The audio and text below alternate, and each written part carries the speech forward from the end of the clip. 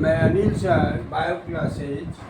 कल आपको causes of air pollution बताया। आज उसका प्रभाव क्या है, इफेक्ट्स ऑफ एयर पोल्यूशन। सबसे पहले देखिए इफेक्ट ऑन प्लांट्स।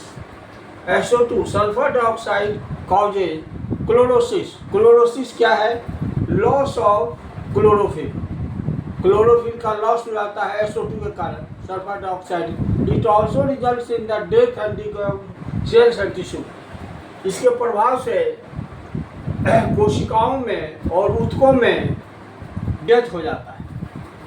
ये हुआ SO2 का। अब fluorides and pan damage leafy vegetable, जैसे आपको लेटुस, सलाद और स्पाइनेच, पालक, ये दोनों को डैमेज करता है।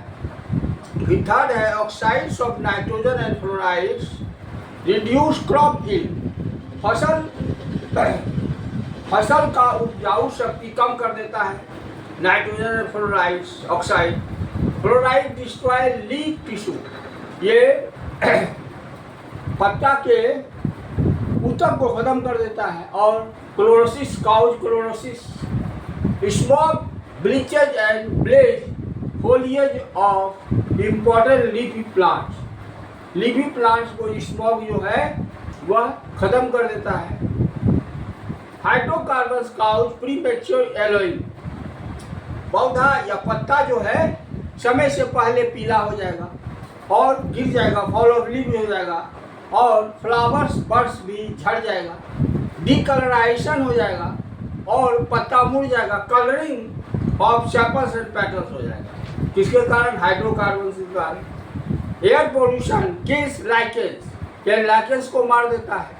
तो डेथ ऑफ लाइकेंस जो है यह इंडिकेशन है एयर पोल्यूशन का। फिर है smoke and dust. Smoke and dust जो है ये क्या करता है? Cover the leaf surface, leaf surface के ऊपर चढ़ जाता है और इससे फोटोसिंथेटिक कैपेसिटी जो प्लांट्स का है वह कम हो जाता है। ओजोन डैमेज करता है सीरियल्स को, सीरियल फ्रूट्स को और कॉटन क्रॉप को।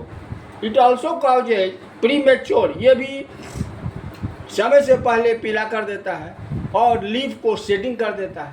तो ये हुआ इफेक्ट्स ऑन प्लांट्स। अब है इफेक्ट्स ऑन मैन पर क्या होता है?